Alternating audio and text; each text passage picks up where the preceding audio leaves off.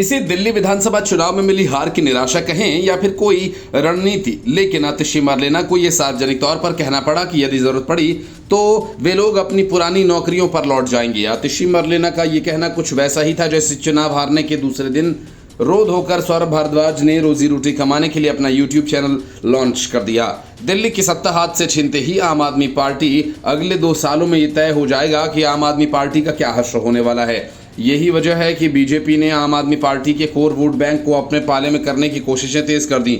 अगर ये vote bank आम आदमी पार्टी के हाथों से खिसका तो फिर दिल्ली में केजरीवाल की पार्टी का हाल कांग्रेस से भी बुरा हो जाएगा। दिल्ली की मुख्यमंत्री रेखा गुप्ता बजट की तैयारी के लिए झुग्गी बस्तियों का ताबड़तोड़ दौरा कर रही हैं, अलग अलग क्षेत्र के लोगों से सुझाव ले रही हैं, लेकिन इसमें छिपी है बीजेपी की एक बड़ी रणनीति। झुग्गी झोपड़ियों में आम आदमी पार्टी के दबदबे को खत्म कर उससे भी ज्यादा गहरी पैठ बनाने की रणनीति। दिल्ली में 675 झुग्गी बस्तियां हैं, इसके करीब 1700 के करीब हटमेंट यानी अस्थायी घरों वाले कैंप्स हैं। इन सब में करीब 30 लाख की आबादी रहती है। इनमें से करीब 15 लाख वोटर्स हैं जो सरकार बनाने बिगाड़ने की ताकत रखते हैं।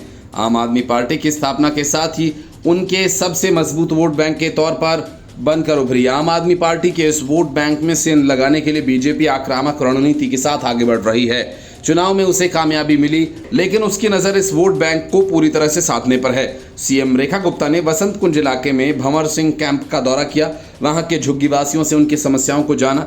उनके इस दौरे के दौरान आरके पुरम के बीजेपी विधायक अनिल शर्मा के साथ साथ बांसुरी स्वराज भी वहां मौजूद थी। सीएम ने झुग्गी वासियों के साथ संवाद के दौरान उन्हें भरोसा दिया कि बीजेपी की सरकार बनने के बाद उनकी झुग्गियों पर कोई संकट नहीं होगा, एक भी झुग्गी नहीं हटेगी और जहां झुग्गी है वहीं मकान मिलेगा। पीने के पानी समेत बुनियादी सुविधाएं मुहैया कराई जाएंगी। इस दौरान रेखा गुप्ता ने आम आदमी पार्टी का नाम लिए बिना उस पर झुग्गी वासियों में दुष्प्रचार करने और डर फैलाने का आरोप लगाया। उन्होंने कहा कि मैं आप लोगों से मिलने आई हूं। दरअसल दिल्ली चुनाव के दौरान आम आदमी पार्टी अपनी रैलियों में अक्सर ये दावा करती थी कि अगर बीजेपी सत्ता में आई तो न सिर्फ आम आदमी पार्टी की सरकार चली जाएगी बल्कि मुफ्त वाली योजनाओं को बंद कर देगी, बल्कि झुग्गी झोपड़ियों पर बुलडोजर भी चलवा देगी। झुग्गी झोपड़ी वोट बैंक पर आम आदमी पार्टी के दबदबे को पूरी तरह से खत्म करने के बीजेपी के प्लान की झलक रेखा गुप्ता के शपथ ग्रहण समारोह के दौरान ही दिखी। 27 साल बाद दिल्ली की सत्ता में वापसी करने वाली बीजेपी ने सीएम के शपथ ग्रहण समारोह के लिए झुग्गी झोपड़ी वालों को न्योता दिया। चुनाव से पहले भी बीजेपी ने झुग्गी झोपड़ी वालों को लुभाने के लिए अभियान चलाया था। झोपड़ी प्रवास अभियान के तहत बीजेपी के नेताओं ने झुग्गी वालों के बीच में रहकर उनकी समस्याओं को समझा और भरोसा दिलाया कि सत्ता में आने के बाद वो इन समस्याओं को दूर करेगी। Bureau report, news of India.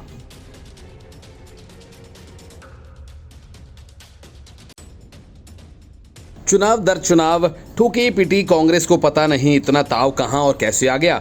वो संसद में ठोका ठोकी की बातें करने लगी। हालांकि ठोक देंगे कहने वाली कांग्रेस खुद ही बुरी तरह से ठुक गई और कांग्रेस के अध्यक्ष मल्लिकार्जुन खड़गे को हाथ जोड़कर माफी मांगनी पड़ गई। असल में बजट सत्र के दौरान राज्यसभा में मल्लिकार्जुन खड़गे इतने तैश में आ गए कि उन्होंने सीधा चेयर की ओर इशारा किया और कहा, डिक्टेटरशिप हो गई है, मुझे बोलना है। हम बोलने के लिए तैयारी भी किए हैं और आपको क्या क्या ठोकना है हम ठीक से ठोकेंगे। इस पर उपसभापति ने आपत्ति जताई और उसके बाद मल्लिकार्जुन खड़गे बैकफुट पर आ गए। उन्होंने हाथ जोड़ लिए, हाथ जोड़कर सफाई देने लगे। उन्होंने कहा कि सर आपको नहीं, उनको ठोकेंगे, सरकार को ठोकेंगे, आप सुनिए। इसके बाद उपसभापति ने सदन के नेता जेपी नड्डा को बोलने का मौका दिया। Leader of house JP Nadda ने मल्लिकार्जुन खड़गे को अच्छे से रगड़ा। राज्यसभा में नई शिक्षा नीति पर चर्चा चल रही थी। डिप्टी स्पीकर ने कांग्रेस नेता दिग्विजय सिंह को बोलने के लिए मौका दिया था, तभी मल्लिकार्जुन खड़गे बीच में खड़े हो गए। डिप्टी स्पीकर ने खड़गे से कहा कि आपको सुबह बोलने का मौका दिया गया।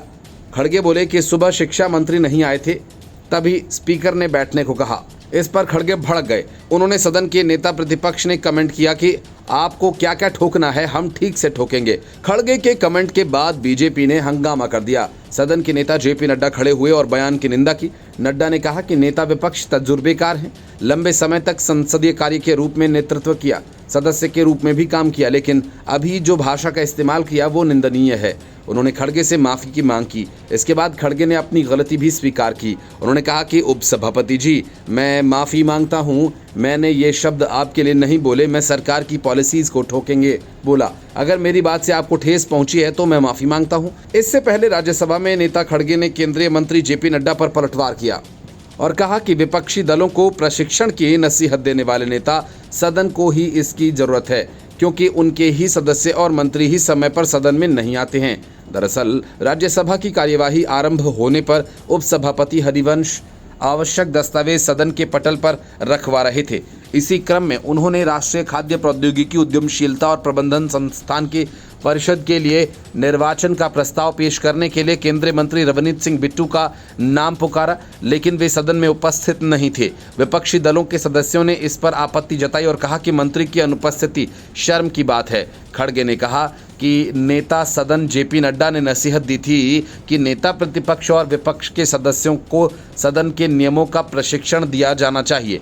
उन्होंने कहा कि मैं पूछता हूं कि आप ट्रेनिंग क्यों नहीं लेते, आपके लोग समय पर क्यों नहीं आते, मंत्रीगण भी नहीं आते, ये शर्म की बात है। पार्टी और अरविंद केजरीवाल दोनों को करारी हार के बाद से आम आदमी पार्टी ही नहीं बल्कि खुद अरविंद केजरीवाल तक को ये समझ में नहीं आ रहा है कि उन्हें आगे क्या करना है। विकल्प की सियासत का दम भरने वाली आम आदमी पार्टी के चेहरे से कट्टर ईमानदारी का मुलम्मा पूरी तरह से उतर चुका है। आम आदमी पार्टी की छवि तार तार हो चुकी है। पार्टी में हाल ही में इस बात पर मंथन किया गया कि आम आदमी पार्टी की छवि को क्या वापस पाया जा सकता है, केजरीवाल को कैसे आम आदमी बनाकर पेश किया जाए।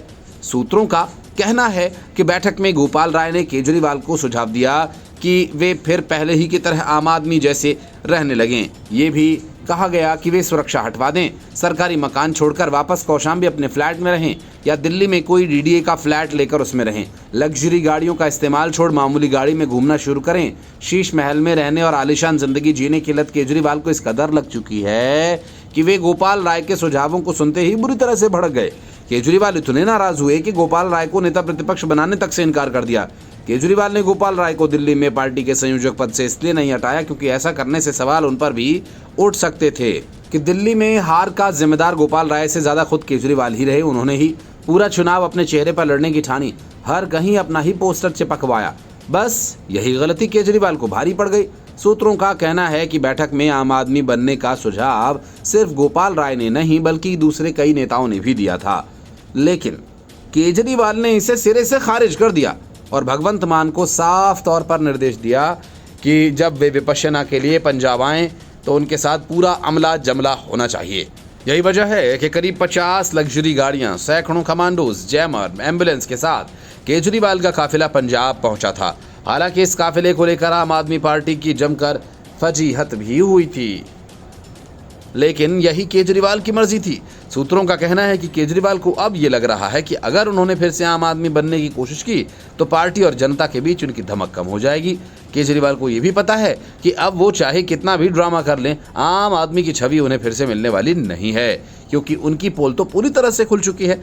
इसलिए केजरीवाल अपनी पुरानी छवि पाने की कोशिश न करें और कुछ उसी अंदाज में सियासत करें जैसे राहुल गांधी करते हैं, तमाम लग्जरी सुविधाओं के साथ। हर मामले में पार्टी के नेता उनका बचाव वैसे ही करेंगे जैसे कांग्रेस के नेता ढाल बनकर गांधी परिवार की करते आए हैं। अगर पंजाब में संजीव अरोड़ा विधानसभा का चुनाव जीत जाते हैं तो उनकी राज्यसभा की सीट खाली होगी, जिस पर केजरीवाल उच्च सदन जाएंगे। तब उनको टाइप 8 का बंगला अलॉट होगा जहां से वे राजनीति करेंगे। उनकी पार्टी ने कहना शुरू कर दिया है कि अटल बिहारी वाजपेयी और इंदिरा गांधी जैसे नेताओं ने भी चुनाव हारने के बाद उच्च सदन में जाने का दूसरा उपाय ही किया था। Bureau report, news of India. Arvind Kejriwal भले ही विपश्यना के बहाने पंजाब में छिपकर बैठ गए हों, लेकिन दिल्ली में मुसीबतें उनका पीछा छोड़ने का नाम नहीं ले रही। केजरीवाल की मुश्किलों को बढ़ाते हुए दिल्ली की एक अदालत ने उनके खिलाफ एफआईआर दर्ज का आदेश दिल्ली पुलिस को दे दिया। इतना ही नहीं, कोर्ट ने पुलिस को मामले की रिपोर्ट भी 18 मार्च तक पेश करने को कहा। असल में मामला सरकारी धन से केजरीवाल के चेहरे को चमकाने का है। दिल्ली में सरकारी खजाने से केजरीवाल के होर्डिंग्स लगाए गए थे। इस मामले को लेकर कोर्ट ने केजरीवाल के खिलाफ सख्त एक्शन लिया है। ये मामला साल 2019 का है। द्वारका में बड़े बड़े होर्डिंग्स लगाए जाने को लेकर शिकायत की गई थी। अरविंद केजरीवाल मटियाला से तब के विधायक गुलाब सिंह और द्वारका से पार्षद नितिका शर्मा के खिलाफ केस दर्ज करने की मांग की गई थी, क्योंकि होर्डिंग्स लगवाने में सार्वजनिक धन का इस्तेमाल किया गया था। Additional chief judicial magistrate Neha Mittal ने केजरीवाल और अन्य के खिलाफ याचिका को स्वीकार करते हुए एफआईआर दर्ज करने को कहा है। पहले जब कोर्ट में शिकायत दर्ज की गई थी तो मजिस्ट्रेट ने खारिज कर दिया था। इसके बाद शिकायतकर्ता ने सेशंस कोर्ट में रिवीजन पिटीशन दाखिल की। सेशंस कोर्ट ने दोबारा मामले को मजिस्ट्रेट कोर्ट में भेजकर ये तय करने को कहा कि संज्ञेय अपराध का मामला बनता है या नहीं। मजिस्ट्रेट कोर्ट ने दोबारा सुनवाई की और अर्जी स्वीकार करते हुए केस दर्ज करने का आदेश दिया। अरविंद केजरीवाल इससे पहले कथित शराब घोटाला में आरोपी बनाए जा चुके हैं। इस मामले में उन्हें कई महीनों तक जेल में भी रहना पड़ा। फिलहाल केजरीवाल सशर्त जमानत पर हैं। अरविंद केजरीवाल के खिलाफ कोर्ट के ताज़ा आदेश पर आम आदमी पार्टी की फिलहाल कोई प्रतिक्रिया नहीं आई है। Bureau report, news of India.